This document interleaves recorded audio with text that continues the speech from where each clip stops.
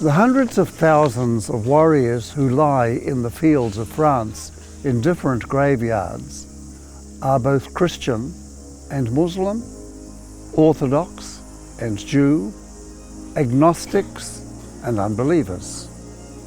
Many bear no name, simply known unto God.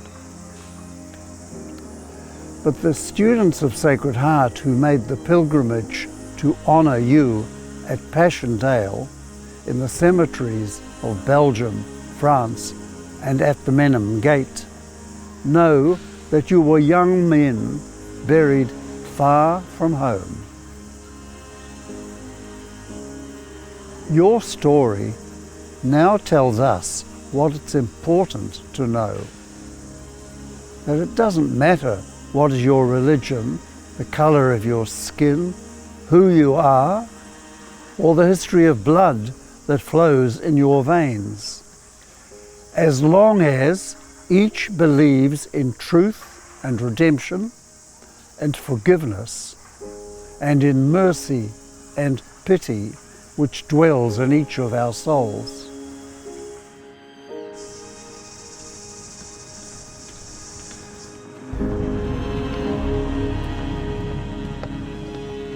Welcome St Pius Primary School to Sacred Heart College. Thank you very much for joining us today when we commemorate and remember those who died while serving at war and who have since died. In Flanders fields the poppies blow, between the crosses row on row, that mark our place, and in the sky the larks still bravely singing fly, scarce heard amid the guns below. We are the dead, short days ago. We lived, felt dawn, saw sunset glow, loved and were loved, and now we lie in Flanders fields. Take up our quarrel with the foe, to you from failing hands we throw. The torch be yours, so hold it high, if ye breaks faith with us who die. We shall not sleep, though poppies grow in Flanders fields. You look at some of these crosses and most of them say 19, 20, 21 years of age, and for us that's not too much older than us. John Joseph Bolger died in a battle where 350 New Zealanders died and was buried in Dosingham Military Cemetery in Belgium. He fought in the Battle of Broadside, which was part of the battle in Passchendaele, and died on the 4th of October 1917.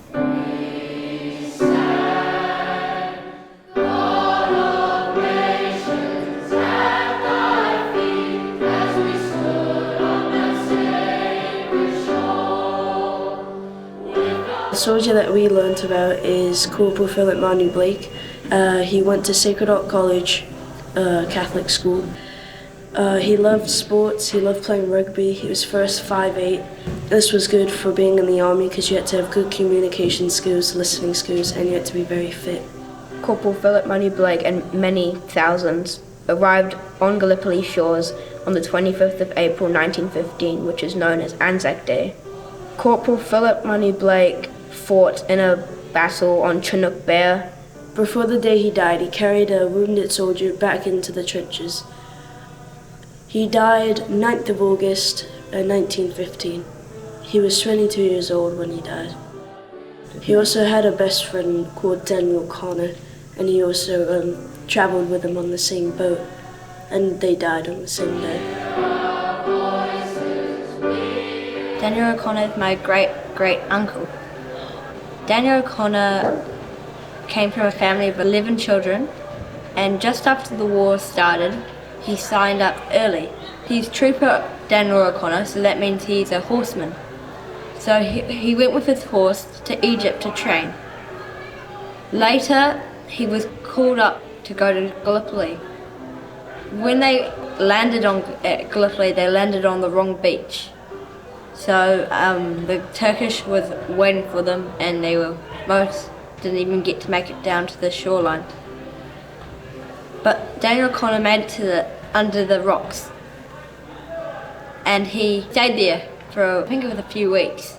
On the 9th of August 1915, Daniel O'Connor was killed on the same day as Philip Manu Blake and Colonel William Malone. This is Trooper Daniel O'Connor's medals that he received when he fought in World War I. Michael McKeefery was born in 1893 in Greymouth, and his family moved to Auckland during his childhood. While Michael was at Otago University, he earned his law degree, but in 1917, Michael and his brother went to France to fight for our country. In the Battle of Le Quesnoy, he got killed in action, chasing out the Germans out of the village. We thank Lieutenant Michael McKeefery for all his service, and we pray for his eternal rest. This is a war memorial plaque that my great-great-great-uncle Sidney Chapman Hunt, his parents got given this when he died in France in World War I. He got wounded in France and then he died a week later from his wounds on the 12th of May 1917. These are the medals that he got. This one here is the World War I star, this is the British War Medal, and this is the Allied Victory Medal.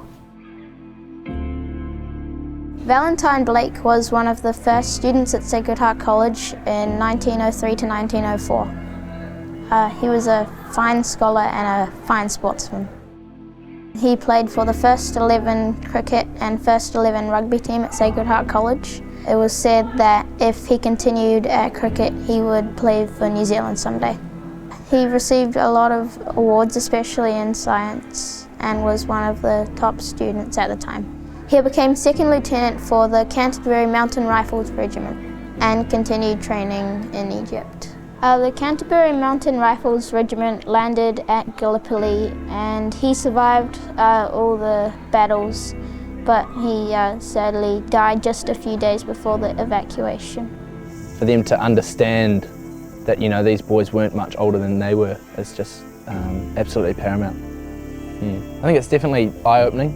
You know, you see all these names up there and you know that they were connected to so many people. They had families, they had people at this school. I think we just can't stress enough how much we need to go on in the next century and however long to keep passing down you know, the memories like this.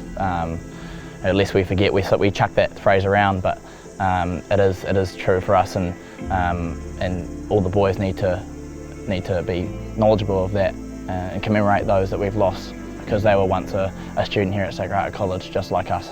It's sort of our service now to them, to remember them and commemorate them through what we do at the college here.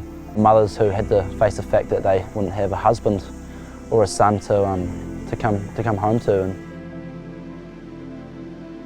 My great-grandfather was a surgeon in the war and he went to Egypt and Italy, and then there he was killed in Egypt. This is my father, Desmond Patrick O'Brien. He attended Vermont Street Catholic School, and then when in 1920, he attended Sacred Heart College, which in those days was in Richmond Road. And when the war broke out, it was felt that in the First World War, Catholics had not participated sufficiently, and so there was pressure on prominent Catholics to set a good example and volunteer. So my father enlisted. He went to Italy, and he was present at Monte Cassino, the very famous battle. And then he went to Egypt, and he was working on the casualty stations near the front line. Unfortunately, he was killed in the New Zealand camp. He was killed by a New Zealander. So it's always very tragic, and my mother never really got over the distress. I have no knowledge of him, really.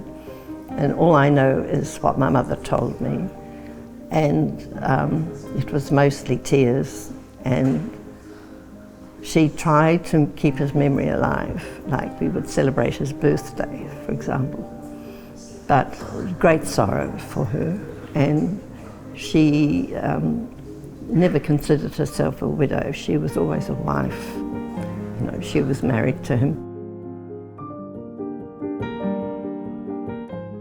The sacrifice that they made for us and for our country, for the people here, it definitely feels like we owe them not only a debt of gratitude, but our own sort of service to live these lives that they fought for us to live, especially as Sacred Heart boys. It's definitely important that we allow them to be remembered and commemorated through our actions. They who lie there say this to us: listen, if you don't stand up to evil, then evil will stand up to you. Learn how we came to lie here. Because if the world never learns from the lessons of history, it is condemned to repeat the sins of the past.